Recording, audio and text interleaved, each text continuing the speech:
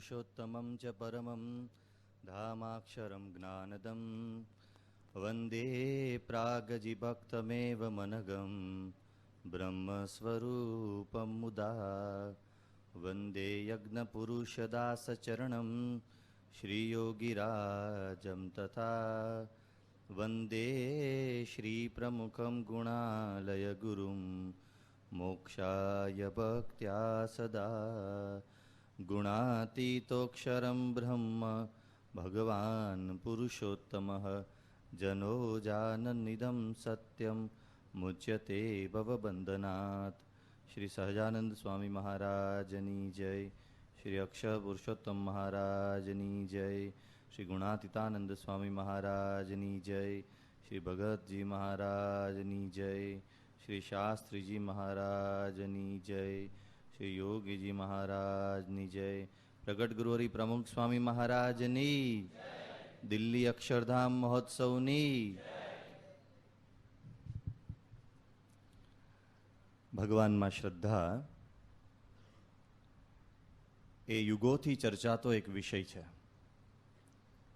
माणस ज्यारथी समजणो थयो त्यारथी माणसना मनमा जे सवालों पैदा थया एमानो एक सवाल ए हतो के आ सृष्टिनुं संचालन केवी रीते थाय छे, कोण माणसने जन्म आपे छे, कोण माणसनी आयुष्य मर्यादा निश्चित करे छे, कोण आ सूर्य ने चंद्रना उदय ने अस्तनु संचालन करे छे, कोण आ ऋतुचक्रनु संचालन करे छे, कोण आ ग्रहण जेवी घटनाओनो करता छे। आवी अनेक प्रश्नावली माणसना मनमा ज्यारथी समजणो थयो त्यारथी चालू छे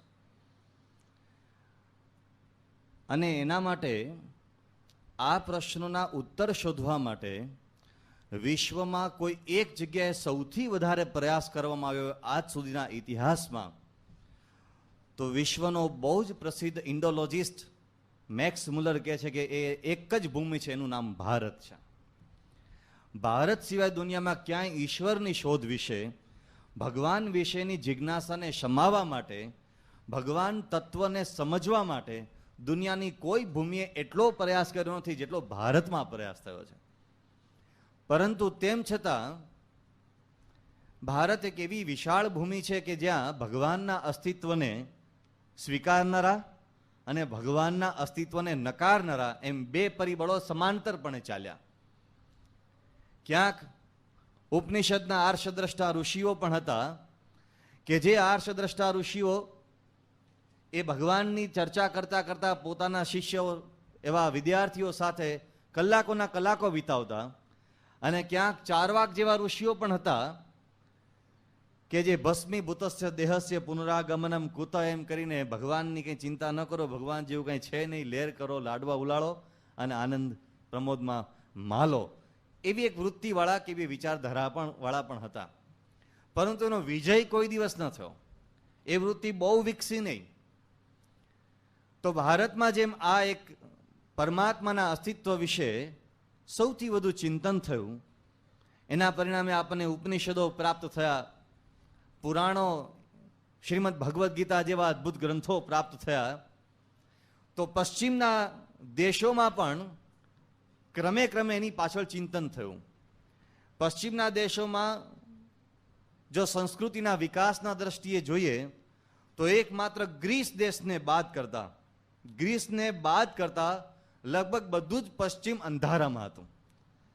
एम कहेवाय छे के ईस्वीसन पूर्वे 100 मां ज्यारे जुलियस सीजरे इंग्लेंड पर चढ़ाई करी, इंग्लेंड टापुनी मुलाकाते गयो हतो, त्यां चढ़ाई करी अने इंग्लेंड टापुनी दशा जोई त्यारे जुलियस सीजरे ए इंग्लेंड टापु एटलो बधो जंगलियातथी भर्यो हतो, त्याना लोको एवा जंगली हता के जुलियस सीजरने कह्युं आना उपर शुं राज करवुं, आना करता पाछा जता रहीए। ए ब्रिटिशरोनी हालत हती अने बीजा देशोनी हालत पण एना करता बहु सारी नहोती। एवा बधा चिंतकोमां मात्र ग्रीस एक पावरफुल देश हतो। ग्रीसमां जे चिंतको थया, सोक्रेटिस, प्लेटो, एरिस्टोटल, आ बधाए परमात्मा विषे थोड़ुं घणुं पण कंईक कोईक दिशा कही शकाय एवी दिशामां चिंतन कर्युं अने त्यार पछी बहु ज पाछळथी जे सेमेटिक कंट्रीज कहेवाय, એટલે કે ઇજિપ્ત અને આજુબાજુના બધા દેશો કહેવાય, નાઇલ નદીની આજુબાજુ વિકસેલો જે પ્રદેશ કહેવાય, જેને સેમેટિક કન્ટ્રીઝ કહેવામાં આવે છે અથવા સેમેટિક લેન્ડ કહેવામાં આવે છે, એ દિશામાં ત્યાં થોડીક સંસ્કૃતિનો વિકાસ થયો, એટલે ત્યાં થોડુંક નાનું મોટું ચિંતન થયું, સિરિયા બિરિયા વગેરે. પણ એ તો બધું કંઈ કાળના પ્રવાહમાં દબાઈ ગયું, કંઈ બહાર આવ્યું નહીં. થોડું જે ચિંતન થયું એ સોક્રેટિસ, પ્લેટો વગેરેનું બહાર આવ્યું. અને બાકી જે કંઈ પરમાત્મા વિશે ચિંતન થયું બહુ પાછળના વર્ષોમાં, એટલે કે છેલ્લા 500 વર્ષમાં જ પશ્ચિમના દેશોમાં થયું છે. કારણ કે એ લોકોને ભગવાન વિશે સમજ જ પડતી નહોતી. શું ભગવાન કહેવાય ખબર જ નહોતી. ક્રિશ્ચિયાનિટીનો પ્રસાર થયો ઈસવીસન 1 થી આપણે શરૂઆત કરીએ. એના પહેલા યહૂદી જુડાઇઝમ એ પણ શરૂઆત થઈ. પણ યાદ રાખજો કે ક્રિશ્ચિયાનિટી કે યહૂદી ધર્મ એ પશ્ચિમના ધર્મો નથી. પશ્ચિમમાં તો પાછળથી વિકસ્યા છે, બાકી એ લોકો પૂર્વમાં જ ઉદ્ભવ થયા છે, પશ્ચિમમાં પાછળથી ફેલાયા છે. તો આવા અપવાદ બાદ કરતા ક્યાંય ચિંતન થયું નહીં. અને આજે ઈસવીસન 2005ની ચોથી સાલમાં આપણે આવીને ઊભા છીએ, ત્યારે આજે પણ એ સંઘર્ષ ચાલુ છે, ભગવાનનું અસ્તિત્વ છે કે નહીં, ભગવાન સાચી બાબત છે કે ભગવાન ખોટી બાબત છે. પણ બહુ વર્ષો પહેલા પ્લેન ટ્રુથ નામના એક ખ્રિસ્તી મેગેઝિને એક નાની પુસ્તિકા પ્રકાશિત કરી હતી ઈસવીસન 77-78ની સાલમાં, જે કદાચ અહીં સારંગપુરની લાઇબ્રેરીમાં છે અને અમદાવાદની લાઇબ્રેરીમાં છે. એનું શીર્ષક હતું 7 reasons why scientists believe in God. તો 7 cause why scientists believe in God. એના ઉપર એક આ શીર્ષક સાથે પ્રકાશન કરવામાં આવ્યું. અને વિજ્ઞાનીઓ કોઈ દિવસ ભગવાનમાં માને જ નહીં એવી લોકોની સામાન્ય માન્યતા, એની સામે આ લોકોએ મૂક્યું ભાઈ વિજ્ઞાનીઓને પણ ભગવાનમાં માનવું પડે એવા 7 કારણો છે. અને એમાં ધુરંધરોના નામ આપ્યા હતા કે શા માટે ધુરંધરો ભગવાનમાં માનતા હતા. અને એમાં જે કંઈ વિષય આપવામાં આવ્યો હતો એમાં એડિસન, થોમસ આલ્વા એડિસન, એનું એક કોટેશન ટાંકવામાં આવ્યું હતું. એણે એમ કહ્યું હતું, કોણ કહે છે કે ભગવાન નથી? હું એ ચેલેન્જ ઉપાડવા તૈયાર છું. જો કોઈ એમ કહે કે ભગવાન નથી, તો હું મારી કેમેસ્ટ્રીની લેબમાં ભગવાનને પુરવાર કરી બતાવું. કોઈ મારી સામે આવે, પ્રયોગ ઉપર હું ભગવાનને પુરવાર કરી બતાવું છું. લોકો એમ કહે છે કે તમે પ્રયોગ કરીને બતાવી શકો, તમે સાચા. થોમસ આલ્વા એડિસને એ આહ્વાન પણ સ્વીકારી લીધેલું કે હું પ્રયોગમાં તમને બતાવી દઉં કે ભગવાનનું અસ્તિત્વ છે. તો કોઈ કે આવી જબરજસ્ત ચેલેન્જ સાથે વિજ્ઞાનની બધી ભૂમિકા સાથે વાતો કરી, અને કોઈ કે સાહિત્યના ક્ષેત્રમાં વાતો કરી છે. એને આપણે ક્રમે ક્રમે જોઈશું. પણ એના પહેલા એક ભગવાનના અસ્તિત્વનો થોડોક ચિતાર પણ દુનિયાનો સમજવા જેવો છે. ઘણા વર્ષો પહેલા બીટ્સ એન્ડ પીસીસ નામની એક નાની પુસ્તિકા પ્રકાશિત થાય છે દર મહિને, મેનેજમેન્ટ માટેની પુસ્તિકા છે. એમાં એક નાનો પ્રસંગ આપવામાં આવ્યો હતો કે લોકોની ભગવાન માટેની માન્યતા કેવી હોય છે. એટલે એક ટીચરે ક્લાસમાં પૂછ્યું કે બોલો ભગવાન ક્યાં રહે છે? Where does God reside? ભગવાન ક્યાં રહે છે? એટલે બધા છોકરાએ આંગળી ઊંચી કરી. પછી કોકને પૂછ્યું ક્યાં? કે ઇન ધ હેવન. કોકને પૂછ્યું ક્યાં? કે ફલાણી જગ્યાએ, ઇન હિઝ એબોર્ડ. એવા જાતના જેને જે જવાબ આપણે છોકરાને આપ્યા. એક છોકરો નીચું જોઈને બેઠો હતો, બહુ નાનો બાળક, ક્યુટ 5-6 વર્ષનું બાળક. એ નીચું જોઈને બેઠો હતો. એટલે એની ટીચરે પૂછ્યું કે કેમ ભાઈ નીચું જોઈને બેઠો છે, તારે જવાબ આપવો નથી? એ કે નો. કે કેમ? કે આઈ ફીલ શેમ, મને શરમ આવે છે. એટલે આમાં શાની શરમ? ભગવાન ક્યાં રહે છે તારે કહેવાનું છે, એમાં શરમ શાની? એ કે એવી જગ્યાએ રહે છે, સો આઈ કાન્ટ ટેલ યુ. તો કે ભાઈ એવું કઈ જગ્યાએ રહે છે? એટલે પછી શિક્ષિકાએ એને આગ્રહ કરીને ઊભો કે તું અમને કહેજ. એટલે છોકરો કહે છે કે અમારા ઘરના સંડાસ અને બાથરૂમમાં. એટલે શિક્ષિકા ચોકી, તારા ઘરના સંડાસ બાથરૂમમાં કઈ રીતે રહે છે? એ કે માય ડેડ સાઇઝ, મારો બાપો બોલે છે. કે કેમ? કે every day in the morning, સવારના પોરમાં મારા બાપા છે ને તે એની બહાર આંટા મારતા હોય છે અને વોરો બોલતા કે ઓ ભગવાન, હજુ તું અંદર છે, બહાર નીકળી નથી. મારા પપ્પા બહાર ઉભામાં આંટા મારતા બોલતા હોય છે. સો આઈ બિલીવ કે ભગવાન અંદર રહે છે. લોકોની ભગવાનની માન્યતા ક્યાંથી ક્યાં હોય છે. એવરેજ માણસની ભગવાનની માન્યતા આના કરતાં બહુ સારી નહીં હોય એવું એને એક પાછળ નોંધ્યું છે. તમે કદાચ નામ નહીં સાંભળ્યું હોય, પણ લખનૌ પાસે એક જગ્યા છે જ્યાં લોકો માનવા જાય છે, જેની લોકો આ પદયાત્રાઓ કરે છે. તો એ સ્થાનનું નામ છે ગોરે બાબા. ગોરે બાબા કી ડેરી. ગોરે બાબાની ડેરી છે શું? તપાસ કરી તો થોડા વિદ્વાનો એમાં ઊંડા ઉતર્યા તો ખબર પડી કે ઈસવીસન 1857નો વિપ્લવ ભારતમાં થયેલો, તમારે બધાને ભણવામાં આવ્યો જ હોય.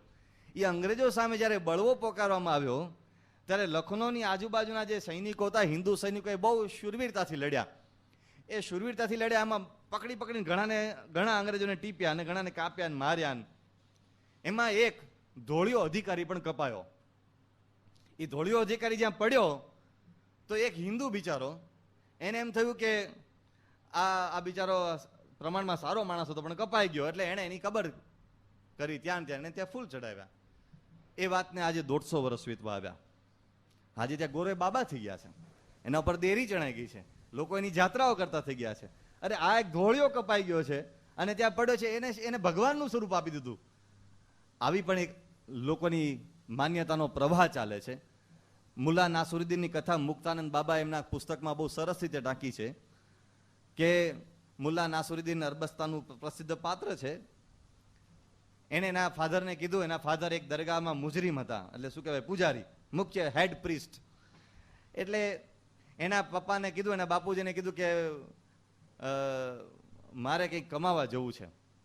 એના બાપુજીએ કહ્યું કે બેટા, આ આપણી આટલી મોટી દરગાહનો ધંધો છે, અહીંયા લોકો પૈસા સામેથી મૂકી જાય છે, તારે બીજે કમાવવાની જરૂર ક્યાં છે? એ કે બાપ કમાવી ઉપર મારે નથી રહેવું, મને ખુમારે છે, હું પણ કંઈક કરી બતાવીશ. સારું, તારે શું જોઈએ છે? પૈસા તને શું આપું? એ કે મારે કાંઈ જોતું નથી, મને ગધેડો આપો. એના બાપા બોલ્યા નહીં કે તું છે જ, પણ છતાં કીધું કે લઈ જા. એટલે ગધેડો એને આપ્યો. કે તારે ગધેડાને તારે કામ શું છે ગધેડાનું? કે બસ હું મજૂરી કરી ખાઈશ, આ અરબસ્તાનના રણમાં ક્યાંકથી ક્યાંક લોકોને આમથી આમ માલ સામાન લઈ જવાનો છે, એમાં મદદ કરીને પૈસા કમાઈને મારી ગુજરાતીમાંથી ચલાવી લઈશ. મને બહુ સ્પૃહા નથી, હું બહુ મોટો થવા, I don't have any much ambitious. તો કે સારું. એટલે આ મુલ્લા નાસરુદ્દીન એનો ગધેડો લઈને નીકળ્યા. હવે આમ તો પાછો થોડોક સુખી ઘરમાં ઉછરેલો, કોઈ દિવસ રણની આંધી જોયેલી નહીં, કોઈ દિવસ રણની ગરમી જોયેલી નહીં, પાણી વિના તરસ્યા રહેવાનું કોઈ દિવસ કાંઈ જીવનમાં અનુભવ્યું નહોતું. પણ બહાર નીકળો ને પછી તો આ રણની આંધીઓ ઉડી અને બહુ જબરજસ્ત ગરમી, ભયંકર તરસ, રહેવાય નહીં. અને એને પગ દાજે, સમજાઈ ગયું કે બહાર ભારે છે તંત્ર બધું. એટલે એ વિચાર કરતો શું કરું, એવામાં એનો ગધેડો મરી ગયો. આ ભયંકર ગરમીની આંધીની એને કંઈ લૂ લાગી ગઈ, ગધેડો મરી ગયો. એટલે તો મુલ્લા નાસરુદ્દીન સાવ નાસીપાસ થઈ ગયો. અરે કે આ તો મારો જીવન પ્રાણ, આ મરી ગયો, મારું ગુજરાન કેવી રીતે ચાલશે? એટલે એ ત્યાં માથે હાથ દઈને બેસી ગયો. રણની આંધી આવતી રહી અને આંધી ગધેડાના શરીર ઉપર ઢંકાતી રહી, રેતીનો ઢગલો થતો રહ્યો અને આ નાસરુદ્દીન ત્યાં રડતો રહ્યો. ત્યાંથી કોઈ બીજા માણસો, આરબો ઊંટ લઈને પસાર થતા હતા. એને જોયું કે આ બિચારો કોઈ રોડે છે, કે ભાઈ શું છે? તો નાસરુદ્દીન તો રડ્યા જ કરે. એટલે કહે છે કે અરે તો મેરા જીવન પ્રાણ થાન, વો તો મેરા यूं થાન, વો તો મેરા વો થાન. બોલે નહીં ગધેડો હતો. એટલે ખબર પડી કે આ તો કોઈ બહુ મોટા અહીંયા ફકીર ગુજરી ગયા લાગે. એટલે કોકે એને ઉપર ખજૂરની પેલી પેશી લઈને જતો હતો, ત્યાં અરબસ્તાનમાં ખજૂર હોય ને, મૂકી દીધી ખજૂરની, કે ભાઈ આપણા તરફથી આને આ ફકીરને અંજલિ. પાછળ બીજો આવ્યો, એણે કંઈક જોયું, એણે વળી કંઈક પાંદડા મૂક્યા. કોઈ ત્રીજો આવ્યો, એણે વળી કંઈ ત્યાંનું જે ચલણી નાણું હતું એ 2-5 મૂક્યા. અને નાસરુદ્દીન જોયા કરે કે આજે સાંજે ખજૂર નીકળી જવાનો, આજે સાંજનો ખોરાક મળી જશે, વાંધો નહીં આવે. તેણે રોવાનું ચાલુ રાખ્યું.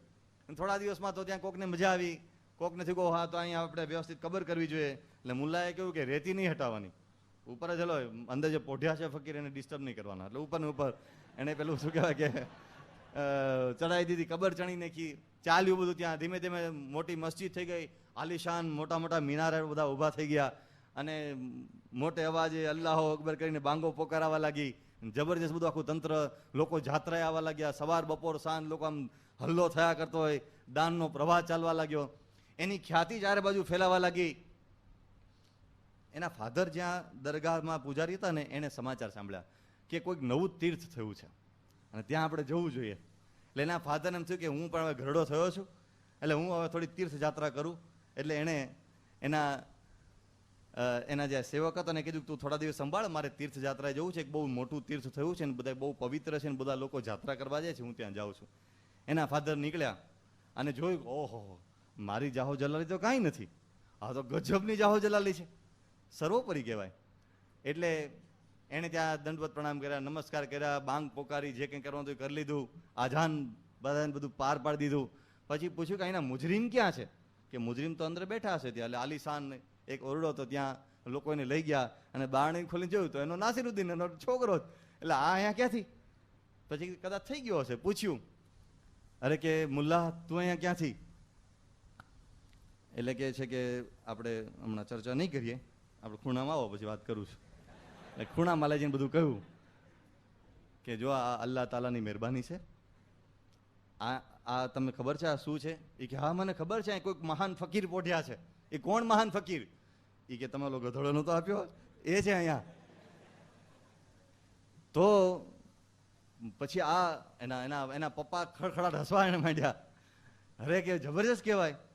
પછી મુલ્લાએ પૂછ્યું કે બાપુજી તમે આટલા બધા ખડખડાટ હસો તો તમને પણ આનંદ આવ્યો ને? કે ના એવું નથી, આનંદ તો મને બીજો થયો છે. કેમ? એ કે તને ખબર છે કે હું જ્યાં છું ત્યાં કોણ છે? કે કેમ? કે મારે ત્યાં ગધેડો જ છે.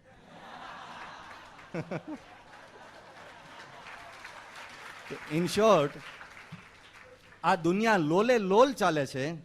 એક બાજુ આવો વર્ગ પણ છે અને જેને લોકો કહે છે કે તમે ભગવાનનું અસ્તિત્વ પુરવાર કરો, એને પડી જ નથી. ભગવાનનું અસ્તિત્વ છે જ, એને જેની રીતે જે ચાલતું હોય તેમ ચાલતું હોય છે. અને બીજી બાજુ એક જબરજસ્ત બુદ્ધિવાદી લોકો છે કે જે બુદ્ધિ દ્વારા ચિંતન કરીને ભગવાનના અસ્તિત્વને સમજવાનો પ્રયાસ કરે છે અને બહુ પ્રામાણિકપણે અસ્તિત્વને સમજવાનો પ્રયાસ કરે છે. ગમે ત્યાં લાલ દોરો અને કાળો દોરો પહેરી લેનારા નથી. એ જે બુદ્ધિવાદીઓનો વર્ગ છે એ પણ દુનિયામાં એક મોટો વર્ગ છે. પણ હમણાં બહુ સરસ એક લેખ થોડાક સમય પહેલા જ એક દિનકર જોશી નામના લેખકે લખ્યો હતો. એમણે કહ્યું કે તમે ગમે તેટલા બુદ્ધિશાળી હો, તમે ગમે તેટલા મહાન માણસ હો, પણ ભગવાનના અસ્તિત્વને કદી બુદ્ધિથી પુરવાર કરી શકાય તેવું નથી. કારણ કે બુદ્ધિ એક તર્ક આજે આમ કરશે તો ચોક્કસ બીજી વખત બુદ્ધિ એની સામે બીજો તર્ક આમ કરશે. એને કોઈ દિવસ પુરવાર કરી શકાય તેવું નથી. તર્ક એ હંમેશા અપ્રતિષ્ઠિત રહે છે. ઉપનિષદની જૂની શ્રુતિ છે કે તર્કથી કે બુદ્ધિથી તમે ભગવાનના અસ્તિત્વને નહીં પુરવાર કરી શકો. કોઈક જગ્યાએ તો તમારે શ્રદ્ધાનો આશરો લેવો જ પડે. અમુક જગ્યાએ બુદ્ધિ આપણને ચોક્કસ સહાય કરે, અમુક જગ્યાએ શ્રદ્ધા સિવાય ચાલશે જ નહીં. કે ઘણા લોકો એમ કે છે કે આ મૂર્તિમાં કઈ રીતે ભગવાન છે, અસ્તિત્વને તમે પુરવાર કરી બતાવો. મોહમ્મદ ગઝનીએ જ્યારે સોમનાથ તોડ્યું ત્યારે ક્યાં ગયા હતા ભગવાન કે મોહમ્મદ ગઝનીનો હાથ રોક્યો નહીં? કેવી રીતે તમે પુરવાર કરશો કે મૂર્તિમાં ભગવાન છે કે મૂર્તિમાં ભગવાન નથી? ત્યારે એણે બહુ સરસ એક આર્ગ્યુમેન્ટ લખી હતી. કોઈક ચિંતકનું અંદર અવતરણ પણ ટાંક્યું હતું, પણ એનો ભાવાર્થ એવો હતો. એમણે કહ્યું કે દુનિયાના કેટલાય રહસ્યો એવા છે કે જેને આજ સુધીમાં બુદ્ધિ ઉકેલી શકી નથી અને ઉકેલી શકવાની નથી. તમે કોઈ એક વસ્તુ સમજાવો કે શા માટે આ અ નામની વ્યક્તિનો જન્મ એ ગરીબ ઝૂંપડામાં થાય છે અને આ બ નામની વ્યક્તિનો જન્મ એ બિલ ક્લિન્ટનના ઘરે કે બિલ ગેટ્સના ઘરે થાય છે. ખબર નથી બિલ ગેટ્સના છોકરા છે કે નહીં, પણ થાય છે. તમે એમ સમજાવો કે શા માટે આ પૃથ્વીના કેટલાક અકળ રહસ્યો આટલા વર્ષોથી અકબંધ રહ્યા છે. જેમ કે બર્મ્યુડા ટ્રાયેંગલ, તમે બધા એ વિશે ઘણું સાંભળ્યું જ હોવું જોઈએ. બર્મ્યુડા ટ્રાયેંગલનું રહસ્ય આજ સુધી અકળ છે. વિજ્ઞાનના કેટલાય પ્રિન્સિપલ્સ એવા છે કે જે આજ સુધી પ્રૂવ થઈ શક્યા નથી. એણે કીધું કોઈ વિજ્ઞાનનો આશરો લઈને મંડે તો આ પ્લેન ટ્રુથ નામના મેગેઝિનમાં બહુ સરસ આવ્યું હતું કે વિજ્ઞાન is nothing but all exact science, it is based upon approximation. આપણે કહેવાય કે એક્ઝેક્ટ સાયન્સ છે, પણ હોય છે ના ઉપર એપ્રોક્સિમેશન ઉપર, અનુમાન ઉપર જ હોય છે. મોટાભાગના વિજ્ઞાન અનુમાન ઉપર હોય છે. એ જેનો પાયો જ નથી. એણે બહુ સરસ દલીલો આપી હતી કે જે વિજ્ઞાન આજે આમ કે છે એ કાલે ખોટું કહેવાનું. હમણાં થોડા સમય પહેલા ટાઈમ મેગેઝિનમાં એક આર્ટિકલ આવ્યો હતો, ચાલશે. ટાઈમ મેગેઝિનમાં આર્ટિકલમાં એવું કહેવામાં આવ્યું કે તમે હૃદય રોગ અને બ્લડ પ્રેશરને હળવું કરવા માટે જે ગોળી આપવામાં આવે છે ને, સોર્બેટીમ નામની એક ગોળી, સોર્બેટીમ એ ગોળી આપવામાં આવે છે, મોઢા નીચે મૂકી દેવાની. અને બીજી એક જે બ્લડ પ્રેશરમાં જે દર્દી હોય લેતા હોય કે એટીનોલોલ 500 કે 250 એવી ગોળી કાયમ લેતા હોય છે. હા, 250 જેવી એક શબ્દના પ્રમાણે ચાલતું હોય છે. તો આ ટાઈમ મેગેઝિન વાળાએ અંકમાં બહાર પડ્યું કે આજ સુધી જે એટીનોલોલ વર્ષોથી પુરવાર થયેલી દવા છે, વિજ્ઞાન દ્વારા પુરવાર થયેલી દવા છે કે આ બ્લડ પ્રેશરમાં અતિ ઉત્તમ દવા કહેવાય, એનું હમણાં આવ્યું કે આ તો સૌથી વધારે ખરાબ છે બ્લડ પ્રેશર માટે હમણાં જ. તો એની સામે વળી પાછું ઉહાહો પહોંચ્યો કે ભાઈ આ ખોટી વાત છે, એટીનોલોલ સાચી. તો પછી એવું અંતે પુરવાર કર્યું કે જેને ફાવી ગયું એને ચાલુ રાખવું. છેલ્લે આવું આ મંદ તારણ આટલું જ આવ્યું, એને ફાવી ગયું એને ચાલુ રાખવું. તો વિજ્ઞાનની એક વસ્તુ જ્યારે આમ કે છે ત્યારે વિજ્ઞાનની બીજી વસ્તુ આમ કે છે. એક બહુ સરસ મેગેઝિન, ટાઈમ મેગેઝિનમાં એક બીજો આર્ટિકલ આવ્યો હતો બ્રેઇન ઉપર, કે શું છે મગજ. તો એમ કહેવામાં આવ્યું હતું કે વર્લ્ડ વોર II જ્યારે થઈ ત્યારે ન્યુરો સર્જરીનો વિકાસ વધારે થયો એ સમયમાં, અને ન્યુરો ફિઝિશિયનોની જે એક લાઈન કહેવાય ન્યુરો સાયન્સ, એમાં વધારે બધું ડેવલપમેન્ટ થયું. ત્યાર પછી આ 50 વર્ષની અંદર તો વિજ્ઞાન કેટલું બધું આગળ વધ્યું છે, પણ એ લોકોએ કહ્યું કે મગજ વિશે જેટલા સંશોધનો થયા છે એ ખોટા પડ્યા છે, વળી પાછા સાચા થયા છે, વળી પાછા નવા થાય, ખોટા પડ્યા સાચા થયા. એટલે ઈસવીસન 1945ની સાલમાં વિજ્ઞાનીઓ મગજ વિશે જેટલું જાણતા હતા એટલું ઈસવીસન 2004માં જાણે છે, વધારે કંઈ જ નહીં. છેલ્લા આ 60 વર્ષ થવા આવ્યા પણ વધારે કંઈ સંશોધન જ કરી શક્યા નથી. વિજ્ઞાનને ઠેકાણે મગજ શું છે ઉકેલી શક્યા નથી. એટલું નહીં, એ આર્ટિકલમાં લખવામાં આવ્યું હતું આજ સુધીમાં હજુ વિજ્ઞાન પુરવાર કરી શક્યું નથી કે નિંદ્રા શું છે, ઊંઘ શું છે, કે સ્વપ્ન અવસ્થા શું છે. અહીંયા એક ભાઈ બેઠા છે, આટલી સરસ વાતો ચાલી રહી છે, એ આમ એક સેકન્ડમાં આમ શાંતિથી ઠંડી હવા આજુબાજુમાં ક્યાંકથી પંખા નીચે આવી રહી છે અને આમ ઢળી પડ્યા છે, એ એના ઘરે પહોંચ્યો હશે. અહીંથી જ આ સારંગપુરમાંથી એ ભાઈ મારા ખ્યાલથી ક્યાંના છે, જાગે એમ બાજુમાં જગાડજો કે કેટલે દૂર એ ભાઈ રહેતા હશે, એ અહીંથી છે કે એના ઘરે પહોંચ્યા within fraction of a second. ચલાવી લઈશું આપણે, આ બાજુ ચાલુ રાખીએ. પણ ઇન શોર્ટ કહેવાનો આશય એટલો જ છે કે આ શું સ્વપ્નાવસ્થા છે. એક સેકન્ડમાં માણસને ક્યાંથી ક્યાં ટ્રાવેલ કરાવે છે. એક સેકન્ડમાં અહીંથી તમે અમેરિકાનું સ્વપ્ન, અરે અહીંથી અમેરિકા 10,000 માઇલ છે, અને એવું કે જાણે તમે ત્યાં હાજર હો તેવું. આ ખાલી ફીલ ગુડ નહીં, એકચ્યુઅલી ખરેખર ત્યાં છે બાજુ ખરેખર અનુભવ થાય. અને સ્વપ્ન અવસ્થામાં તમારી પાછળ જો કૂતરો પડ્યો હોય તો 100% 12 કપડા ભીના થાય. એ અનુભવની વસ્તુ છે. તો કેટલું એકચ્યુઅલ એમાં સ્વપ્ન અવસ્થામાં આવે છે. સ્વપ્ન અવસ્થા કેટલી એકચ્યુઅલ છે, પણ આજ સુધી વિજ્ઞાનીઓ હજુ સુધી સ્વપ્ન અવસ્થાને તાર્કિક રીતે પુરવાર કરી શક્યા નથી, પ્રયોગશાળામાં પુરવાર કરી શક્યા નથી. આ શું છે હજુ સુધી નહીં. બર્થ અને ડેથ હજુ સુધી વિજ્ઞાનીઓ પુરવાર કરી શક્યા નથી. What is death?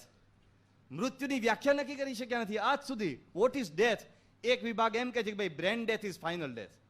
એક જણા કહે છે કે ના, હાર્ટ બંધ પડી ગયો એટલે મૃત્યુ કહી દેવાનું, ડિક્લેર કરી દેવાનું કે આ ઉપડી ગયો, કહી દો. નથી હાર્ટ ચાલતું પછી શું કહેવાનું? કારણ તો પછી ડિબેટ ચાલી કે ભાઈ હાર્ટ બંધ પડી જાય અને બ્રેઇનને જો 4 મિનિટ સુધી પુરવઠો મળે નહીં લોહીનો, તો પછી એ બ્રેઇન કામ કરતું બંધ થઈ જાય. એટલે હાર્ટ બંધ પડી ગયું, પમ્પિંગ બંધ થઈ ગયું, ઉપર લોહી નહીં ચડે, એટલે આ ભાઈ હમણાં 2 મિનિટમાં મરી જ જવાના છે, એટલે કહી જ દો કે હાર્ટ બંધ પડી ગયું, એટલે ભાઈ ગયા. પણ કેટલાય કિસ્સામાં ઊંધું થયું. હાર્ટ બંધ પડી ગયા પછી ઓલા માથામાં આમ કરે ને, આપણે નહીં ઓલું કાઠિયાવાડનું આપણું એન્જિન હોય છે, ઓઇલ એન્જિન, ભગ ભગ ભગ ભગ ભગ ભગ ચાલુ થઈ જાય.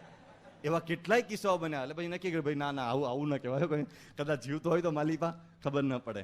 તો વળી પાછું કહ્યું બ્રેન ડેથ. હવે બ્રેન ડેથ એટલે તમને ખબર હોય તો અક્ષરધામનો એક કમાન્ડો સુબેદાર યાદવ, સુબેદાર સૃજનસિંહનું બ્રેઇન ડેથ ડિક્લેર થઈ 1 વર્ષ થયું. એનું બ્રેઇન ડેથ ડિક્લેર થઈ ગયું છે. એનું બ્રેઇન 100% એટલે કે 0% કામ કરે છે, કંઈ કામ જ કરતું નથી. અને હૃદય ચાલુ છે, આજે ચાલુ છે. તો બ્રેઇન ડેથ સાચું કે ઓલા હાર્ટનું ડેથ સાચું? શું કોઈ વ્યાખ્યા જ આજ સુધીમાં વિજ્ઞાન નક્કી કરી શક્યું નથી. હવે આ રોજ બરોજ જીવન જેને આપણે જોઈએ છે એવી વ્યાખ્યા વિજ્ઞાન નક્કી કરી શક્યું નથી, તો ભગવાનની વ્યાખ્યા ક્યાંથી નક્કી કરી શકવાનું? વિજ્ઞાનની કઈ હેસિયત છે કે ભગવાનની વ્યાખ્યા? માણસની વ્યાખ્યામાં બહાર નથી નીકળ્યા. હજુ man is a machine or man is a man, એ હજુ ડિબેટ ઉપર છે. આટલા વર્ષો પછી પણ ભગવાનની વાત ક્યાંથી પુરવાર કરી શકીએ? પણ એમ છતાં આપણને થોડો કોન્ફિડન્સ વધે એટલા માટે આ ભગવાન વિશે દુનિયાના કેટલાક લોકો શું કહે છે એના થોડાક ટૂંકા અવતરણો પણ જાણવા જેવા છે. પણ સાથે સાથે એ વસ્તુ પણ યાદ રાખવી જોઈએ કે આવા કોઈ અવતરણો વાંચવાથી ભગવાન વિશે શ્રદ્ધા ક્યારેય પ્રગટવાની નથી, કે ક્યારેય શ્રદ્ધા અતિ દ્રઢ થવાની નથી. જ્યારે એવા સત્પુરુષ સામે મળે કે જેના હૃદયમાં ભગવાનની શ્રદ્ધા અતિશય દ્રઢ છે, ત્યારે વગર પ્રૂફે આપણને સાક્ષાત્કાર થઈ જાય કે ભગવાન છે ને છે જ, કોઈને પૂછવા જવાની જરૂર નથી. આપણો આત્મા કબૂલ કરે. આ પ્રમુખ સ્વામી મહારાજ બેઠા, એ મુદ્દો આપણે થોડોક આગળ લઈશું. પણ વિશ્વના મોટા મોટા ધુરંધરો શું કહે છે? તો બહુ જ પ્રસિદ્ધ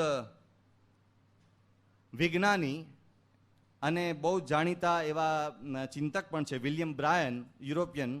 એણે કીધું કે ગમે તેટલો માણસ એ ભગવાનને નકારશે પણ after all main is a religious Bing. આપણે વાત સાંભળીએ છીએ ને, main is a social animal.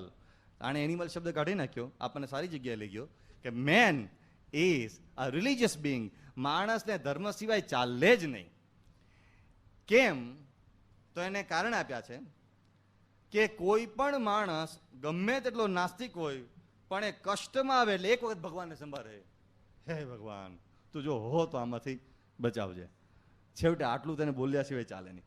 માણસ જ્યાં સુધી સુખ સંપત્તિમાં જીવે છે ત્યાં સુધી વાંધો નથી.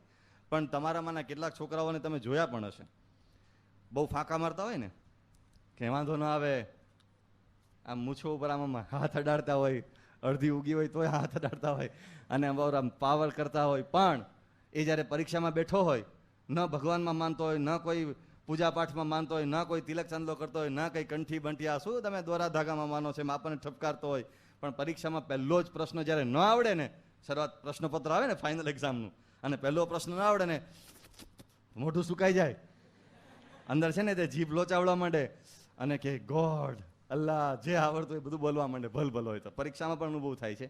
અને ઘણા એવા હોય છે કે આમ છેલ્લી ઘડી સુધી આમ મક્કમ હોય, પણ સામે કોઈ બંદૂક તાકીને ઉભો રહ્યો હોય એટલે પછી જે પરસેવો નીકળે એની સાથે સાથે ભગવાનની શ્રદ્ધા પણ બહાર આવે. ભગવાન રક્ષા કરો.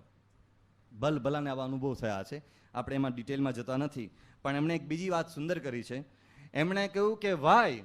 Because only God is permanently interesting. તમને કોઈ એક વ્યક્તિમાં રસ પડે ને, જુવાન અવસ્થામાં આવું બનતું હોય છે, તો એ વ્યક્તિ બહુ લાંબા સમય સુધી તમારા માટે ઇન્ટરેસ્ટિંગ ન રહે. આજે ઇન્ટરેસ્ટિંગ બને તમારા માટે, એટલે ઘણા બધા લવ મેરેજીસ ફેલ થતા હોય છે ને ઝઘડા થતા હોય છે, એ પણ થોડોક અભ્યાસ કરવા જેવો છે. કે પહેલાં એ વ્યક્તિને ઇન્ટરેસ્ટ થયો છે અરસપરસ એકબીજા માટે, અને પછી એ લોકો કહે છે ને કે મને હાથ ભાવ સુધી તું જ રહેજે ભેગો, એવી એકબીજાને સામે આમ આદાન પ્રદાનની બધી લાગણીની આદાન પ્રદાન બધા કરતા હોય, પણ એના એ પછી સામે ધોકા પણ ઉગામતા હોય છે. એ બધી જાણીતી હકીકતો છે. જ્યારે કોઈ વસ્તુ એવી નથી કે જે તમને પરમેનન્ટલી ઇન્ટરેસ્ટ જગાવે. લોકો એમ કહે છે કે પ્રાકૃતિક દ્રશ્યોમાં બહુ મજા આવે, પણ અમે હિમાલય ગયા હતા અને એમાં આપણે ઓલા નહીં ફોટામાં બરફના દ્રશ્યો જોઈએ, બહુ મજા આવે જોવાની, અને આમ સરસ ઓલા શંકુ આકારના ઊંચા વૃક્ષો હોય ને ખળખળ કરતું ઝરણું વહેતું હોય ને આમ પાછળ ઓલા ધવલ ગિરી શૃંગો આમ ઉપર શોભતા હોય, મજા આવે આમ જોવાની ફોટામાં. પછી અમે ત્યાં ગયા હતા. પછી ત્યાં ગયા ને એક દિવસ રોકાયા ને પછી તો કંટાળી ગયા, હવે આપણે વહેલા બહાર નીકળે તો અહીંથી સારું. બધા સંતોનો અનુભવ છે, ઉત્તરાખંડ યાત્રામાં પધાર્યા હતા, એ બધાને થોડી અનુભવ છે. કુદરતી દ્રશ્યો, પ્રાકૃતિક દ્રશ્યો ઘણું બધું આપણે માટે હોય છે. આ કે છે ભગવાન સિવાય કોઈ જ વસ્તુ એવી નથી જે તમને પરમેનન્ટલી ઇન્ટરેસ્ટ જગાવી શકે. એક બીજી બહુ સરસ વાત ઇમર્સને કહી છે. ઇમર્સન તો વર્લ્ડ બેસ્ટ ચિંતક, અમેરિકન ચિંતક છે. એ ઇમર્સને એક જગ્યાએ લખ્યું છે કે to be is to live with God. આ તો બહુ ક્લાઇમેક્સ કહેવાયું કહ્યું છે કે તમે જીવતા છો એનો પુરાવો કયો? એ જ કે તમે ભગવાન સાથે જીવન વિતાવતા હો, ભગવાનમાં શ્રદ્ધા રાખી શકતા હો, ભગવાનમય જીવન જીવતા હો. ઇટ ઇઝ ટુ બી. એ જ આપણા અસ્તિત્વનું હોવું છે. હું છું એ કંઈ આ શરીર ચાલે છે ને એન્જિન અહીંયા ધબક થાય છે, that is not the reason અને that is not the proof. એને બહુ જબરજસ્ત વાત કરી કે to be is to live with God only. અને એવી જ વાત H.G. વેલ્સ બહુ જ મોટા નવલકથાકાર થઈ ગયા અને એની ઘણી બધી પ્રખ્યાત નવલકથાઓ છે. મારા ખ્યાલથી 1984 સૌથી વધારે પ્રખ્યાત છે. પછી પેલું મશીન, કયું મશીન? ટાઈમ મશીન એની બહુ પ્રખ્યાત નવલકથા છે. એ H.G. વેલ્સે એક જગ્યાએ લખ્યું છે કે religion is the first thing and the last thing. જીવનમાં પહેલામાં પહેલી વસ્તુ કે છેલ્લામાં છેલ્લી વસ્તુ કોઈ હોય એ ધર્મ છે અને ભગવાન છે. એણે કહ્યું કે and until a man has found God and been found by God, જ્યાં સુધી એણે ભગવાનને શોધ્યા નથી કે જ્યાં સુધી ભગવાનને એણે શોધ્યો નથી, ત્યાં સુધી he begins to no beginnings and works to no end. એ કહે છે એણે કોઈ જીવનની શરૂઆત જ કરી નથી અને એ કામ કર્યા કરશે કે જેનો કોઈ અંત આવવાનો નથી. એવી કોઈ ઘટમાળમાં એ માણસ ચાલ્યા જ કરશે. એક સ્કોટિશ પ્રોવર્બ છે, માણસ બધું પામવા માટે ઝંખતો હોય છે. કોઈ બહુ મોટા ચિંતકનું નામ છે પણ કાઉન્સમાં એનોનિમસ લખ્યું છે, મેં જ્યાંથી આ ઉપાડ્યું છે ત્યાંથી. તો એમાં લખ્યું છે કે માણસ બધું પામવા માટે પ્રયાસ કરશે પણ બધું ક્યારેય પામી શકવાનો નથી, કંઈક ને કંઈક અધૂરું રહી જવાનું. આને જવાબ આપ્યો છે have God and have all. ભગવાનને મેળવો અને બધું જ મેળવો, તમારે કંઈ જીવનમાં વસ્તુ બાકી નહીં રહે. ઇમર્શને એક જગ્યાએ તો આગળ ત્યાં સુધી કહ્યું છે કે તમારામાં જો થોડીક અક્કલ હોય ને તો કુદરતમાંથી પણ તમને ભગવાન દેખાશે. કારણ because nature is too thin a screen, કે આ નેચર છે એ જ સ્ક્રીન છે અને ગોડ બસ્ટ થ્રુ એવરીવેર. ભગવાન દરેક જગ્યાએ પ્રગટ થઈ રહ્યા છે. એ તમે જો બુદ્ધિથી વિચારો તો થઈ શકે. આના ઉપર એક બહુ સરસ ચિંતન એક સામયિકમાં એક જગ્યાએ છાપવામાં આવ્યું હતું કે તમે વિચાર કરો કે આ પૃથ્વી સૂર્યની આસપાસ પરિક્રમા કરી રહી છે. કોણ આ પૃથ્વીને દોડાવી રહ્યું છે? તો એના ઉપર જે તર્ક આપવામાં આવ્યો હતો એ જરા પ્રતીતિકર તર્ક હતો કે તમે વિજ્ઞાનના નિયમો જાણો છો, ગતિના નિયમો પણ જાણો છો. હવે તમે એક વ્હીલ લો કે એક ફૂટબોલ લો, એ ફૂટબોલને તમે આમ ધક્કો મારો તો એ ફૂટબોલને તમે ગમે તેટલો ફોર્સથી ધક્કો માર્યો હોય તો એ આખરે કોઈક જગ્યાએ જઈને ફૂટબોલ ઊભો રહેવાનો. પણ તમે એવું વિચારો કે સારંગપુરથી માંડીને છેક કાશ્મીર સુધી એક આખો આપણે રસ્તો કર્યો છે. એ રસ્તો એવો છે કે જેમાં આપણે જેને કહેવાય ને પેલું લેવલિંગ કરેલું છે, એટલે ઝીરો લેવલ ઉપર રસ્તો છે, જેમાં ક્યાંય ચઢાવ ઉતાર નથી. અને રસ્તો એટલો બધો લીસો છે કે એમાં ઘર્ષણના ઓછામાં ઓછા અવકાશ છે. અને તમે એટલો બધો લીસો દડો કે એટલું બધું લીસું વ્હીલ તૈયાર કર્યું છે કે બે ઉપર સરક્યા કરે, એમાં વચ્ચે ઘર્ષાય ને એની ગતિને અવરોધ ઊભો થાય એવું કંઈ થાય જ નહીં. એવા સંજોગોમાં તમે કોઈ સામાન્ય માણસ નહીં પણ પેલો ટાઇસન આવે છે ને અંબુજાવાળો, અંબુજા સિમેન્ટવાળો, એવો પાવરફુલ માણસ તમે લઈ આવો. દાખલા તરીકે તમે પોતે જ છો અને તમે જોરથી શક્ય એટલા ફોર્સથી એને તમે ધક્કો મારો, એ રોલ એ જે દડો છે ગબડવાનો શરૂ થયો. તમે માનો છો કે કાશ્મીર સુધી પહોંચશે? પણ તમે એમ ધારો કે તમે કોઈ યંત્ર શક્તિ લઈ આવ્યા અને પેલો માઇક ટાઇસન કે આપણો અંબુજા છાપ પહેલવાન એને બાજુએ મૂકીને યંત્ર શક્તિ કામે લગાડો અને યંત્રનો તમે હજારો પાઉન્ડ કે મિલિયન્સ ઓફ પાઉન્ડનો તમે ધક્કો દડાને મારો તો દડો ક્યાં જઈને અટકશે? તો પ્રોબેબિલિટીના સિદ્ધાંતો પર કે બહુ તો કાશ્મીર જશે. અને કદાચ તમે રસ્તો કાશ્મીરમાંથી સોસરો કાઢીને છેક આખી પૃથ્વીને આમ તમે પરિક્રમા કરીને છેક પાછો અહીંયા સાળંગપુર સુધી લઈ આવ્યા તો પણ દડો ક્યારેક તો અટકશે કે નહીં? કોઈક વખત તો દડો ઊભો રહેવાનો કે નહીં? આ તર્ક કર્યા પછી પૂછવામાં આવ્યું કે આ પૃથ્વી નામની એક કેરમની કુકરીને કોઈકે કેવો એક જોરદાર સ્ટ્રાઇક માર્યો છે, કેવો જોરદાર ધક્કો માર્યો છે કે છેલ્લા લાખો વર્ષથી પૃથ્વી ગોળ ગોળ દોડતી રહી છે અને હજુ લાખો વર્ષ સુધી પૃથ્વી ગોળ ગોળ દોડતી રહેવાની અને એમાં સહેજ પણ ક્યાંય પણ ઢીલાશ નહીં કે ક્યાંય પણ ગતિમાં અવરોધ નહીં. શું એ ધક્કો મારનારની તાકાત હશે? એક તાકાત, એ કઈ તાકાત છે કે બુદ્ધિમાં બેસે છે કે નહીં? આને ભગવાન માનવા પડે. એટલે આલ્બર્ટ આઇન્સ્ટાઈને આવા કેટલાક સિદ્ધાંતો રજૂ કરીને એમ કહ્યું કે આ પૃથ્વીનું સંચાલન કોઈ પેલા પત્તા ચીપે ને નહીં, અને શું કે છે એક સ્પેશિયલ ગેમ આવે છે ટાઈસ વાઈસ એવું કંઈક હશે, એ ગેમ એમાં એવું હોય છે કે તમારે આમ પત્તા રાખવાના, પેલો સામે પત્તા ઊંધા રાખે પછી એક પત્તા ઉતરે કે ચોગો કે અઠ્ઠો કે નવો કે 10 કે 16 20 જે આવતું હોય એક પછી બધા ઉતર્યા કરે. એ જે ઉતરતા હોય પત્તા એમાં બેમાંથી કોઈને ખબર નથી કે મારે હવે કયું પત્તું ઉતરવાનું. પેલો સામેવાળો ઉતારે પત્તો પછી તમારે સામે પત્તું ઉતારવાનું. આઇન્સ્ટાઈને આ ઉદાહરણ ટાંક્યું. આઇન્સ્ટાઈને કહ્યું કે કોઈ આવી રીતે પત્તા રમતો હોય કે કોઈ આમ પેલા પાસા ફેંકે ને એમ પાસા ફેંકતું હોય એવી રીતે આ સૃષ્ટિનું સંચાલન થતું નથી. આ સૃષ્ટિનું સંચાલન એ ચોક્કસ નીતિ નિયમ અનુસાર, ચોક્કસ સિદ્ધાંતો અનુસાર, ચોક્કસ વિજ્ઞાન અનુસાર કોઈ ચોક્કસ પ્રેરક શક્તિ કરી રહી છે. એ શક્તિને you may call it God, you may call it destiny, whatever you may call it nature. પણ એ કોઈ જબરજસ્ત શક્તિ છે અને તમારે એમાં શ્રદ્ધા રાખ્યા સિવાય ચાલે જ નહીં. જે રાવલ બહુ મોટા ખગોળ વિજ્ઞાની ઇન્ડિયાના, એ જે રાવલે એક બહુ સરસ શો સારંગપુરમાં અને અમદાવાદમાં પણ સંતો આગળ કર્યો હતો. Are we alone in this universe નામનો એક શો કર્યો હતો. એમાં એમણે બહુ સરસ વાત કરી હતી.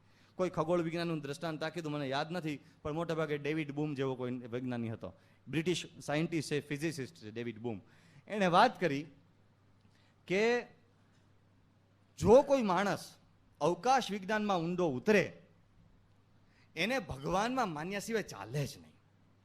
એને ભગવાન સિવાય એને કંઈ દેખાય જ નહીં કે આ શું છે આ સૃષ્ટિનું સંચાલન. એને ઉદાહરણ આપ્યું કે અમે માઉન્ટ આબુ ગયા હતા. માઉન્ટ આબુમાં એક વેધશાળા છે, એટલે શું કહેવાય પેલી પ્રયોગશાળા સંશોધનની. એ વેધશાળામાં ત્યાં એક બહુ જ મોટું ટેલિસ્કોપ મૂક્યું છે, મોટું જબરજસ્ત ટેલિસ્કોપ છે. PRL ફિઝિકલ રિસર્ચ લેબનું એ ટેલિસ્કોપ છે ને ઈસરો ને એના સાયન્ટિસ્ટો કામ કરતા હોય છે. એ પેલો ટેલિસ્કોપ માંડીને બેઠો હતો, એમાં બે સાયન્ટિસ્ટો ત્યાં હતા ને આમ કૂદવા માંડ્યા. અમે બધા સંતો હતા ત્યાં, એક પેલા કૂદવા માંડ્યા કે ફ્યુઝન ફ્યુઝન ફ્યુઝન. એટલે અમને તો કંઈ સમજાણું નહીં, એમ થયું કંઈક ઝઘડો થયો કે મને લાગે છે કંઈક થયું ખરા, એટલે કે ફ્યુઝન ફ્યુઝન. એટલે કે ભાઈ શું થયું? એટલે કોઈ બે જગ્યાએ હિલિયમના વાદળો એ કંઈ ભેગા થયા અને એમાંથી કંઈક ફોર્મેશન થયું, એમાંથી કોઈ સ્ટાર કે એમાંથી કોઈ સન, એનું કંઈ ફોર્મેશન થઈ રહ્યું હતું. આ ફોર્મેશન લેતા તો હજારો વર્ષો લાગે કે લાખો વર્ષો લાગે, એક દિવસમાં કંઈ થાય નહીં. પણ એ ભાઈને આજે દેખાણું ટેલિસ્કોપના, એટલે કૂદતા હતા.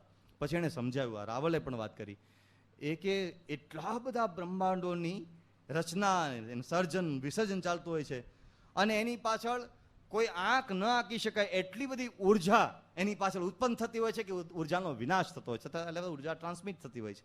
એ તમે વાંચો કે સાંભળો ગાંડા થઈ જાઓ અને તમને એમ ચોક્કસ લાગે કે ભગવાન છે ને છે જ. આનો કરતા હતા ચોક્કસ કોઈ ભગવાન છે. તો આ આલ્બર્ટ આઇન્સ્ટાઈને પણ એના ઉપર વાત કરી. એટલું જ નહીં, પણ એક બ્રિટિશ રાજવી ડ્યુક ઓફ વેલિંગ્ટન, એને પૂછવામાં આવ્યું, ઇન્ટરવ્યૂ લેવામાં આવ્યો કે તમારું ભગવાન વિશે શું માનવું છે? Why should we educate our students about religion? આપણે ધર્મનું શિક્ષણ શા માટે કોલેજોમાં અને સ્કૂલમાં આપવું જોઈએ? ત્યારે એને બહુ સરસ સ્ટેટમેન્ટ આપ્યું કે educate men without religion and you make them but clever devils. કે તમે ભણાવો, આપણે નહીં બાપા ઘણી વખત શું વિવેક સાગર સ્વામી કોટેશન ટાકે છે કે we are producing educated monkeys. સારું યાદ રાખ્યું છે. તો એ પ્રકારે તો એ તમે માત્ર ક્લેવર ડેવિલ્સ ઉભા કરશો જો તમે ભગવાન ને ધર્મનો વિષય નહીં રાખો તો. અબ્રાહમ લિંકને કહ્યું છે કે let us have faith in God that makes us might. કે ભગવાનમાં શ્રદ્ધા રાખો, એ તમને શક્તિશાળી બનાવશે. અને એક જગ્યાએ એણે એવું કહ્યું છે કે દુનિયાની તમામ બીમારીઓને દૂર કરવાનો એક જ રસ્તો છે. Only God has the medicine for all ills. દુનિયાની તમામ દવાઓ, તમામ રોગોની દવાઓ એક જ જગ્યાએ છે, એ ભગવાન છે. આવા તો અનેક લોકોએ કહ્યું છે. પણ માર્ટિન લ્યુથર કિંગનું એક વાક્ય યાદ રાખવા જોઈએ છે. માર્ટિન લ્યુથર કિંગ બહુ સમર્થ એક નેતા દુનિયાનો થઈ ગયો. એણે વાત કરી કે જેને ભગવાનમાં શ્રદ્ધા છે એની પાસે બધું જ છે, અને જેને શ્રદ્ધા નથી એની પાસે બધું છે છતાં કાંઈ જ નથી. આ વાક્ય અત્યારે એટલા માટે યાદ આવે છે કે પૂજ્ય પ્રમુખ સ્વામી મહારાજ સામે જોઈએ છે ત્યારે પેલો કાર્લોસ વેગાનું એને ડાયલોગ યાદ આવે છે. લોસ એન્જલસમાં કાર્લોસ વેગા નામનો માણસ બાપાને મળ્યો હતો અને કાર્લોસ વેગાએ સ્વામી બાપાને કહ્યું આઈ હેવ એવરીથિંગ, અને બાપાએ કહ્યું કે I have nothing but I have God. મારી પાસે બધું જ છે કારણ કે મારી પાસે ભગવાન છે. આ કોઈ સામાન્ય વાર્તાલાપ નથી, હો, એક ગજબનો વાર્તાલાપ છે. એમની પાસે કેટલું બધું છે. જ્યારે પોપ જ્હોન પોલ એને પ્રમુખ સ્વામી મહારાજ મળવા જતા હતા ઈસવીસન 1984માં 7મી એપ્રિલે, ત્યારે રોઇટર્સના પત્રકારે સ્વામી બાપાનો ઇન્ટરવ્યૂ લીધો. રોઇટર્સનો પત્રકાર તો આપણને મળે પણ એ જમાનામાં બહુ ઊંચી વાત ગણાતી હતી. એ રોઇટર્સના પત્રકારે બાપાને પૂછ્યું કે જ્યારે તમે પોપને મળશો ત્યારે પોપે તો આ પેલા હીરા જડિત મુગટ પહેર્યો હશે, પોપે એનો લાંબો ગાઉન પહેર્યો હશે, એણે જે ગળામાં સોનાની ચેઇનને ક્રોસ પહેર્યો છે, ક્રોસની કિંમત પણ મિલિયન્સ ઓફ ડોલર્સ હોય છે, અને તમે તો આવ સાવ સાદા સુતરાવ કપડાં પહેરીને જાઓ છો, તો તમને ઇન્ફિરિટી ફીલ નહીં થાય, તમને લઘુતા ગ્રંથિ ફીલ નહીં થાય? સ્વામી બાપાએ કહ્યું કે ના, કારણ કે અમે ભગવાનમાં શ્રદ્ધા રાખીએ છીએ, ભગવાન અમારી પાસે છે. પોપ જે ભગવાન માને છે એમ ભગવાનમાં અમે માનીએ છીએ. અમને જરાય ઇન્ફિરિટી ફીલ નહીં થાય, because I have everything, because I have God. કેટલી જબરજસ્ત તાકાત છે. સમ્રાટ સિકંદર અહીંથી જે પસ્તાઈને પાછો ગયો ને, પેલો પોરસ પછી એને પેલો સાધુ મળ્યો હતો ને, દંડામીશ. એ દંડામીશ સાધુ પાસેથી જે સિકંદર પાછો ગયો, એ દંડામીશ પાસે શું હતું? પેલો ધી ગ્રેટ એલેક્ઝાન્ડર અને આ એક સામાન્ય શું કહેવાય કે અર્ધનંગો બાવો. એ સિકંદર ઝાંખો પડી ગયો બિકોઝ એની પાસે ભગવાનમાં અટલ ને અનંત શ્રદ્ધા હતી. અને છેલ્લું ઉદાહરણ કહીને વાતને પૂરી કરું કે ઈસવીસન 1998ની સાલમાં પરમ પૂજ્ય પ્રમુખ સ્વામી મહારાજ એ પધાર્યા હતા અમેરિકામાં, અને સ્વામી બાપાને મળવા માટે એક માણસ કેટલા સમયથી રાહ જોતો હતો.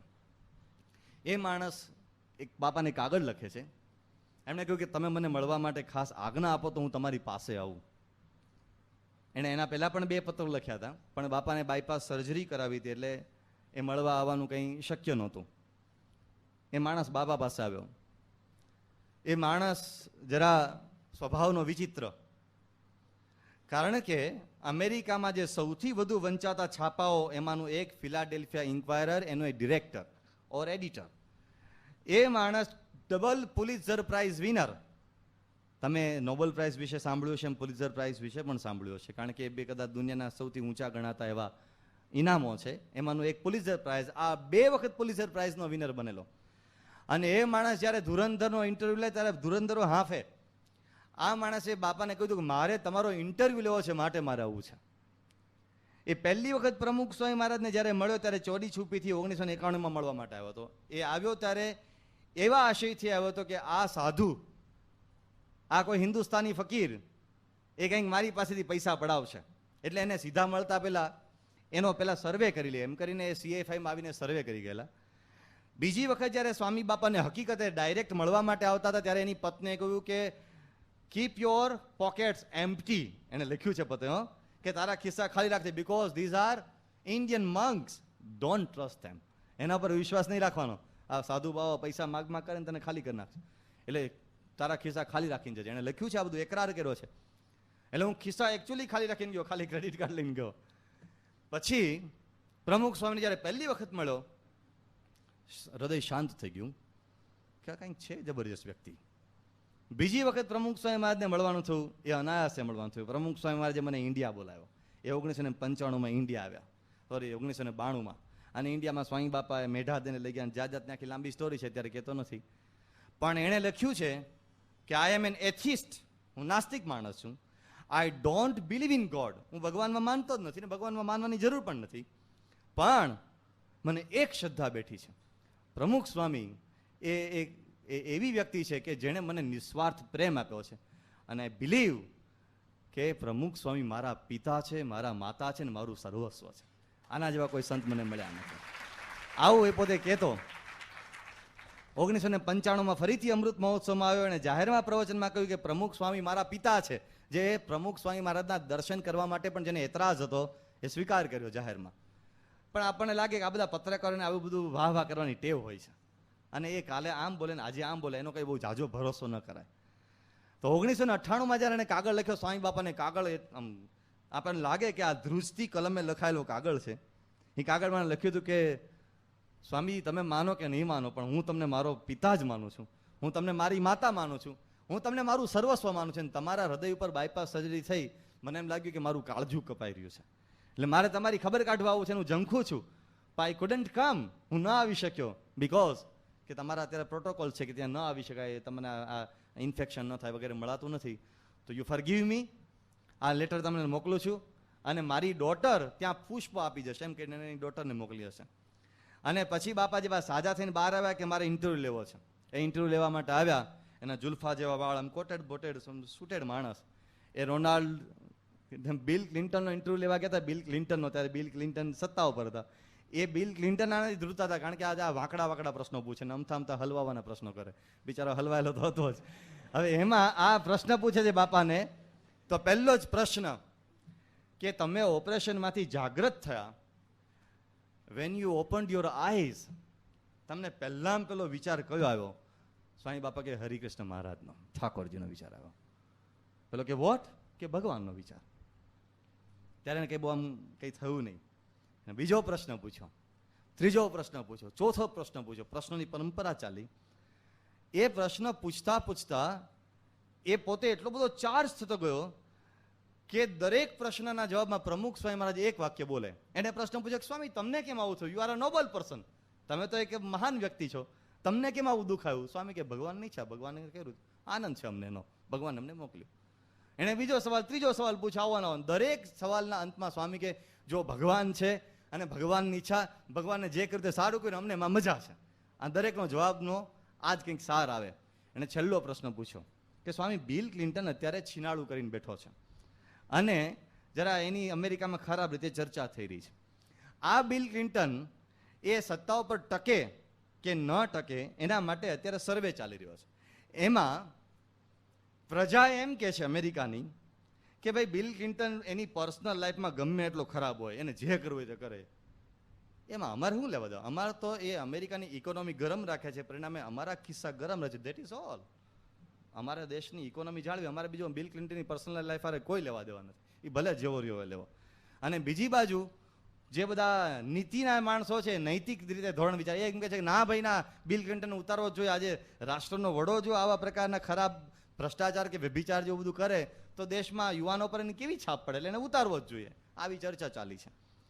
હવે એ નીતિના વૈજ્ઞાનિકો એમ કહે છે કે આ નવી પેઢીને એમ લાગશે કે તમે ગમે તેટલા ખરાબ કામ કરો પણ તમે બીજાના ખિસ્સા પૈસાથી ગરમ રાખો તો તમારે બધું જ ચાલી જાય. તમે નીતિમાં ગમે તેટલા ખોટા હોય કંઈ વાંધો જ નહીં. ઘણા લોકો એમ કહે ને કે મંદિરમાં દાન આપી દો ને, સંતો બધું ચલાવી લે, ભલે આપણે ગમે તેવા હોઈએ, કંઈ વાંધો નહીં આવે.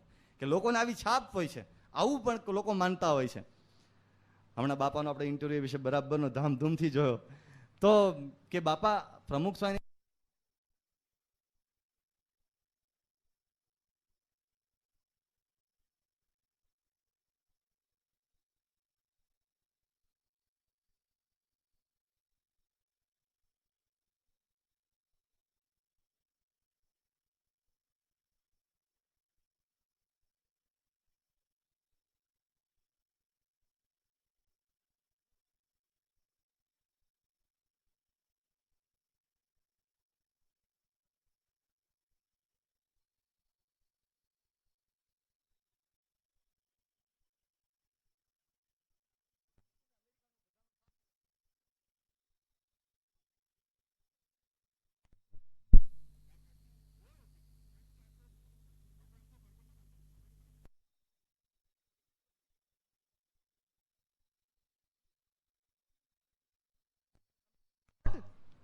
આઈ એમ આસ્કિંગ યુ, હું તમને પૂછું છું કે કેમ આ શું થવું જોઈએ?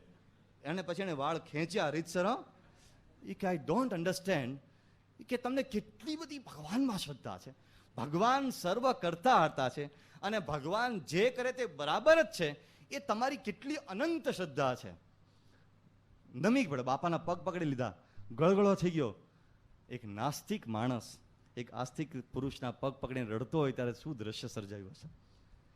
બાપાની એટલી શ્રદ્ધા હતી, એ એટલી ઊંચી આધ્યાત્મિક વ્યક્તિ હતી. પેલો Pyarelal Jain, PL Jain, physicist, nuclear scientist, Pramukh Swami મહારાજને મળવા માટે આવ્યો. સ્વામીએ કહ્યું કે બાપાને કહ્યું I don't believe in God. બાપા કે વાંધો નહીં, પણ કે તમે કામ શું કરો છો? એ કે અણુ વિજ્ઞાની છું. તો બાપાએ કહ્યું કે આ અણુ વિજ્ઞાનથી લોકો અણુ બોમ્બ બનાવે છે અને પછી લોકોને મારી નાખે છે, આવા અણુ વિજ્ઞાનનું શું કામ છે? સ્વામી બાપાને સામે ચોટ્યા. તો પહેલો કે તો એમાં અમે શું કરીએ? અમે તો સંશોધન કરીએ, અમારા સંશોધન તો સારા હેતુ માટે છે, લોકો પાછળનો ખોટો ઉપયોગ કરે. સ્વામી કીધું એટલે જ અમે તમને કહીએ છીએ કે ભગવાનમાં માનો, રોજ 5 માળા ફેરવો તો તમારી શોધનો લોકો પાછળ સારો ઉપયોગ કરશે, નકર ખોટો ઉપયોગ કરશે. કે કાલથી જ શરૂ. બાપાએ ત્યાં માળા પકડાવી, એ હજુ માળા કરે છે. ભગવાનમાં શ્રદ્ધા. એક આવા દિવ્ય પુરુષ, એના સંપર્ક માત્રથી, એના દર્શન માત્રથી, એમના સ્પર્શ માત્રથી, એમની સાનિધ્યની ઝલક કે હવા મળે તો પેલા સમરસેટ મોમે લખ્યું છે, ધ રેજર્સ એજ નામની નવલકથાની શરૂઆતમાં કોઈક જગ્યાએ લખ્યું છે કે એમ કે છે લોકો માને છે it is useless to think that those holy men of India lead useless lives. એ કે તમે એમ નહીં માનતા કે આ દુનિયાના આ સાધુ મહાત્માઓ હાવ જેવી તેવી લાઈફ જીવે છે. They are shining light in the darkness. આ સાધુઓ એટલે આવા સંત પુરુષ એ શાઇનિંગ લાઇટ છે ઇન ધ ડાર્કનેસ. અને કેવી એને વાત કરી કે those who seek the truth, જે ભગવાનની શોધમાં હશે કે સત્યની શોધમાં હશે, એક વખત આની પાસે જશે અને સત્ય મળી જશે. એને કોઈ સત્ય શોધવાની જરૂર નથી. આ ભગવાનના અસ્તિત્વની વાત છે. ફરીથી જ્યાંથી ઘૂંટવાની શરૂઆત કરી હતી ત્યાં પાછા આવીએ. ભગવાનનું અસ્તિત્વ એ શ્રદ્ધાનો વિષય છે. એ આમ જો તો બુદ્ધિથી પુરવાર ન થઈ શકે. આમ જો તો બુદ્ધિ ગમ્ય પણ છે. એટલે ઉપનિષદ ભગવાન માટે, બ્રહ્મ માટે શબ્દ વાપરે છે, તદ દૂરે તદ અંતિ, કે એ નજીક પણ છે ને દૂર પણ છે, ડાયું પણ છે ને ગાંડું પણ છે, જાત જાતના વિરોધાભાસ છે. એ લાંબુ છે ને ટૂંકું છે ને જાત જાતના વિરોધાભાસ ઉપનિષદ દર્શાવે છે. એમ ભગવાન પણ એવો વિષય છે, એમાં આપણે ગમે એટલા ચાળા ચૂથવા જઈએ તમે એમ થાય કે ચાલો હું શ્રી અરવિંદ વાંચી લઉં અને હું હવે શંકરાચાર્ય વાંચી લઉં, રામાનુજાચાર્ય વાંચી લઉં, ફલાણું વાંચી લઉં, અથવા તો હું હવે ફલાણા ફિલોસોફીના ગ્રંથો વાંચી લઉં. અરે જો હમણાં ભગવાનનું શું કંઈનું કંઈ કરી નાખું. એમ ભગવાન કાંઈ પમાય તેમ નથી. ભગવાનને પામવા જરાય અઘરા નથી. આમ વર્ષોના વર્ષો સાધના કરનારા મરી ગયા, પણ ભગવાનના ચરણની રજ તો શું, એની જણ પણ હાથમાં ન આવી. અને આમ આ પ્રમુખ સ્વયં મહારાજ જેવા સામે હરતા ફરતા ભગવાનના સ્વરૂપ વિચરતા હોય છે, ઓળખાય તો, એની સાથે સેટ થઈ જાય તો, એમાં એક દ્રષ્ટિ પડી જાય તો ભગવાનમાં શ્રદ્ધા ક્યાં આગી છે. અને એટલું યાદ રાખીએ, આ કોઈ માત્ર સાયકિક થેરાપી નથી. પેલું કરે ને હિપ્નોટિઝમ, અહીંયા નથી દાંતણ તોય તમને અહીં બાવળીઓ દેખાય, અહીંયા નથી એર કન્ડિશનિંગ તોય તમને અહીંથી ઠંડી આવે, અહીંયા નથી, અહીંયા ભયંકર ગરમી છે, 45 ડિગ્રી ટેમ્પરેચરમાં આપણે અત્યારે અહીં રમી રહ્યા છીએ, અને તમને અહીંયા 23 ડિગ્રી ટેમ્પરેચરનો અનુભવ થાય, એ હિપ્નોટિઝમ છે. આ હિપ્નોટિઝમ કે એવું કોઈ વૈચારિક પ્રક્રિયા નથી, આ તો સનાતન બાબત છે. પ્રમુખ સાહેબે કહ્યું કે હરિકૃષ્ણ મહારાજ પ્રતીક છે, સ્વામી કે પ્રતીક નો, આ સાક્ષાત ભગવાન છે. એમાં સાક્ષાત ભગવાનના અનુભવની વાત છે. યોગી બાપા કહેતા કે આ ભગવાન, અમારે ભગવાનનું અખંડ દર્શન છે. એ કંઈ ફેંકેલી વાતો નથી, એ અખંડ ભગવાનનું દર્શન હતું. પ્રમુખ સ્વયં પેલા રાજકોટમાં પેલા યુવાને પૂછ્યું, એમણે કહ્યું કે ભગવાન અમારે અખંડ દેખાય છે. તો આવી આપણી પાસે વિભૂતિ પ્રાપ્ત થઈ છે. આપણે ભગવાનના ચરણોમાં એ જ પ્રાર્થના કરીએ કે ભગવાન આપ તો અમારી આજુબાજુ સર્વત્ર છો, પણ હવે અમારા હૃદયમાં પ્રગટો. પ્રમુખ સ્વયં મહારાજ અત્યારે તો ઇંગ્લેન્ડમાં બિરાજમાન છે, આપણે એ પ્રાર્થના કરીએ કે પ્રમુખ સ્વયં મહારાજ તમારા અંગો અંગમાં ભગવાન રહ્યા છે, એ ભગવાન સાથે તમે અમારા હૃદયમાં પ્રગટો, એટલે અમારે ભગવાન શોધવા જવાની બીજે ક્યાંય જરૂર નહીં. માત્ર એક આ 2 વેતનું ડોક્યું કરીને ભગવાન અમને મળી જાય, એ ભગવાન મળી જાય એવી ભગવાનને પ્રાર્થના કરી આજના વિષયને વિરામ આપ્યો. સહજાનંદ સ્વામી મહારાજ.